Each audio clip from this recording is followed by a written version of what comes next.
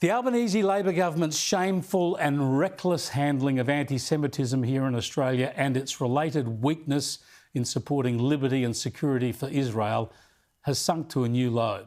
The government has disgracefully refused a visa for a sensible, professional Israeli tech expert and commentator, Hillel Fuld.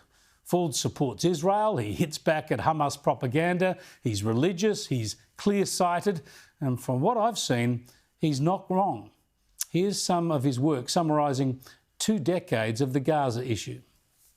In 2005, we gave Gaza, the Palestinians, quote unquote, the entire Gaza Strip and said, here, build a paradise. There was no blockade, there were no fences, there was no nothing. Take Gaza on a silver platter, go build yourself a Singapore of the Middle East. And immediately they elected Hamas. And that's when the blockade started, when they elected a genocidal organization right on our border. At the time when that historic mistake was made and we left Gaza, every Israeli politician who supported this dreadful move, it was dreadful to watch the Israeli army forcefully evacuate 10,000 people from their communities in Israel. But as soon as that happened, and all the politicians who supported it got on the podium in the Knesset, in the parliament, and said, if one missile, if one rocket falls on Israel, we're flattening Gaza. And here we are 20 years later, tens of thousands, maybe more, rockets that have landed on Israeli towns and villages and cities, and here we are fighting Hamas after it took 20 years to arm themselves and to booby-trap the entire Gaza Strip. Not a single Israeli politician has gotten up and said, I supported the disengagement, I was wrong. The reality is, it would not have happened had we not disengaged. Yeah, that's a pretty accurate summary of what's happened in Gaza, leading us to this war still ongoing 20 months on from October the 7th. It's a matter of national shame now that Fuld has been banned from Australia, banned from a visit long in the planning and designed only to do good. Right, we're here live in Tel Aviv with Hillel Fuld on his way to Australia for Magen David Adom. Super pumped to see you all. Also had the honour of meeting him. Having a good time here, but very much looking forward to meeting all of you. Book your tickets now. Do that. Now, the purpose of Fuld's trip was to headline a charity event. Yep, a charity event for Magen David Adom. That's the equivalent of the Red Cross, the Israeli Red Cross, supplying blood and emergency medical care to everyone and anyone in Israel, Jewish, Muslim, Christian, of whatever creed or ethnic background. But our government, specifically the Home Affairs Minister Tony Burke, has banned Fuld's visit on the grounds of Islamophobia, claiming he's divisive and that he's denied atrocities against Gazans. On the contrary, Fuld has called out some of the Hamas propaganda that's filled most of the media, the sort of lies that I've highlighted here, lies about Israel bombing a hospital and killing 500 people when it didn't, lies about 14,000 babies being on the brink of death when they weren't, lies about Israel slaughtering Gazans turning up for aid supplied by Israel, things that didn't happen. So our government bans a person based on his sharing of the truth, based on his support for the facts and his support for Israel. And this, when our own government helps to perpetuate the falsehoods. Israel's actions are completely unacceptable.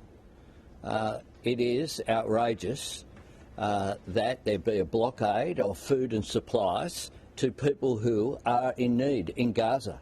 We've made that very clear by signing up to international statements. Australia finds these actions as completely unacceptable, and we find Israel's excuses and explanations completely untenable and without credibility.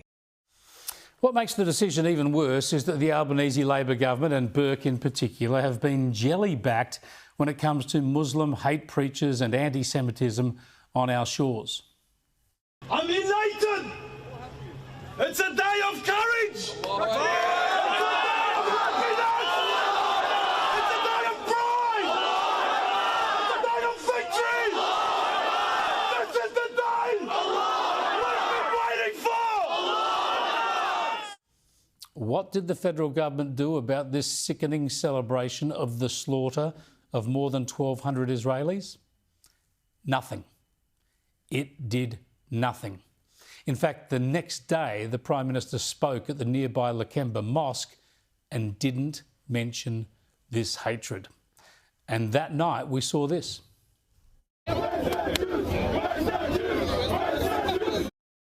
Again, the government did nothing. Nothing.